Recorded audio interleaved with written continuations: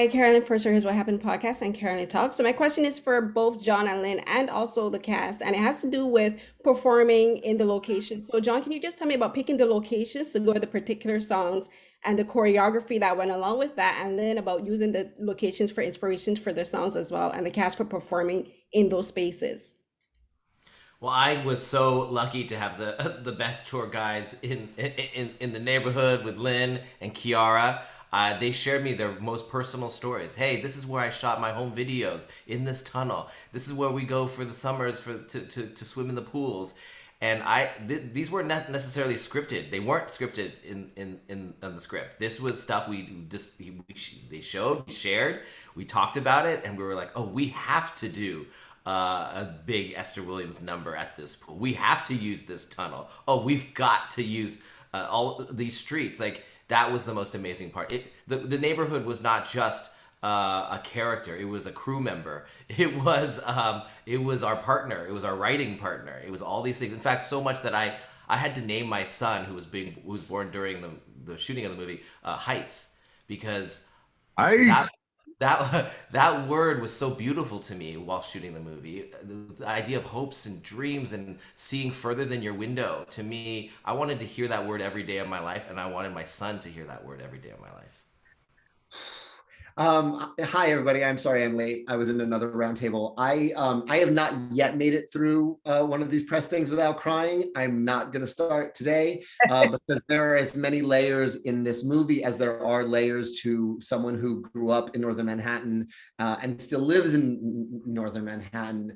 In terms of the locations, I think John sort of brilliantly always picked the most cinematic choice for every location, and they always had some kind of resonance with Chiara and I as the creators of the show.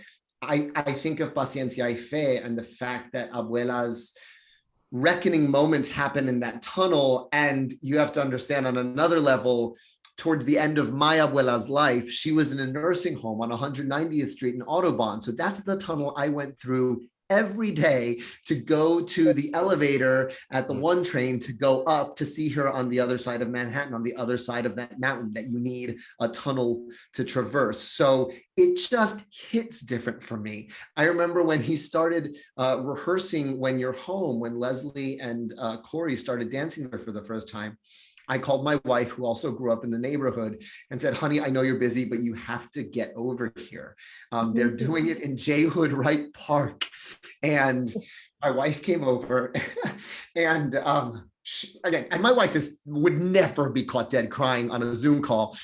She's way tougher than me. But she looked at where the camera was pointed and said, that's my grandmother's building. My grandmother's building is going to be in this movie where her father grew up. So again, like the layers on layers of meaning for us as kids who grew up in this neighborhood, then get to write a big cinematic love letter to it. I'll never run out of words for trying to express it. Oh, all this cry. I know. It's crazy with this. Like I remember like you remember that day, right? Yeah, and then it's also not, it's not just like one day he came through. Like Lynn was he was walking with this kid. He was taking his son to school or daycare or something. My kid's daycare was on the other side of J. Hood Wright Park. And I ran into them rehearsing. I was just taking my kid to school. Yeah, we just happened to be up in that park at that day rehearsing and you know. I remember you giving us context of how you finished that song, which was, you know, you talking to Bill after you had your first date. I was talking to Tommy. I had just started. Blast, but yeah, no, I had just started dating my wife, and one of our first dates was the basis of that song, which was she took me to her favorite spots in the Heights, and I took her to my favorite spots in the Heights. And I called Tommy, the director, and I said, I met this girl, and I started describing the date, and he said, shut the fuck up and finish writing the Benny Nina song. Because you're actually falling in love and you're in it right now. Like write it down. So it's that deep. It's that many layers for us. And it changed our whole approach to the. I mean, I know it did for Corey and I. It changed what this song meant for us just by you being there, and then Vanessa coming and have, like, there was more at stake for us to really tell Benny and Nina's story in this world of falling in love, you know? You also have to understand that when we speak about a neighborhood that had so much history for our community, like for me, those were my stomping grounds. So like for me to be like 3 blocks away from my sister's house, which was my apartment, you know what I mean? And for me to know where I have to go get some snacks and where, oh, this person, and play dominoes on the block. And like, you know, we're filming in the summer, everyone's outside. There's firecrackers, there's like all the drama from the neighborhood that we're so used to, but it made it so safe for us to shoot there. And I know the community was so proud. You don't know how many people would come up to me and knock on my trailer and say, "You're not taking anybody, I want to be an extra." Or I would like, you know, like, food. They would bring food. Yeah. You know, and it was a very welcoming, embracive area. And I think that also we see incorporated in the film. It transcends. You feel the connection. You feel how empowered we all were.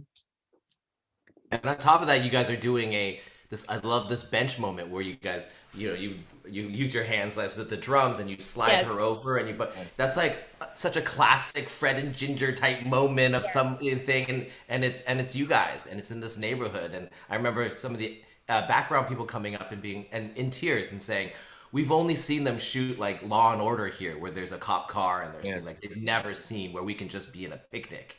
And I know that brought me to tears right there. My parents' house has been on Law and Order 3 times. I'm not regular SVU and the 3rd one. It's so funny because it's so true though, because like I remember Anthony telling me one time, he was like, yo, I had to like explain what we were shooting sometimes, because people would be like, what you shooting? You guys shooting some crime? You shooting some, you know? And then you'd be like, no, we're telling your story. We're telling your story. I promise, we're making it magical, because the neighborhood's so used to being portrayed in a certain light. And finally we get to see our neighborhoods like shine with the magic that we all know, you know, that it has. And that's what it's all about, man. Like, we need more of it. Great. Thank you so much for your answers. Thank you, Karen.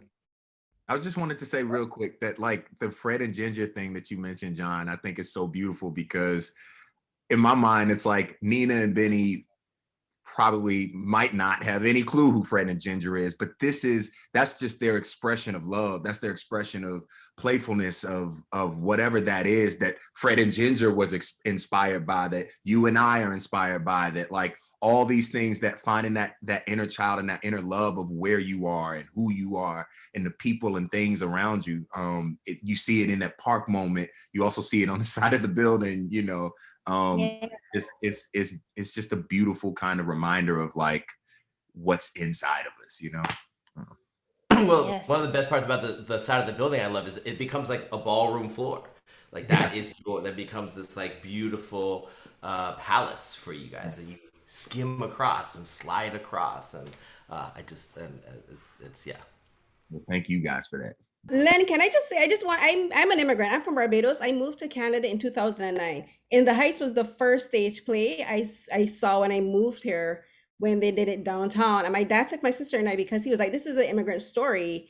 And my dad used to live in Canada like in the 80s and the 90s. And he brought my sister and it's amazing to me, because when I moved here with the intent to become to do library sciences, and now I'm doing film criticism, which is something I secretly always wanted to do. So I remember when I watched that, when I saw the stage play, and my sister and I looked at each other, we were like, this is an immigrant story. And like, it's so fresh for us, because we had just moved here and it was super cold.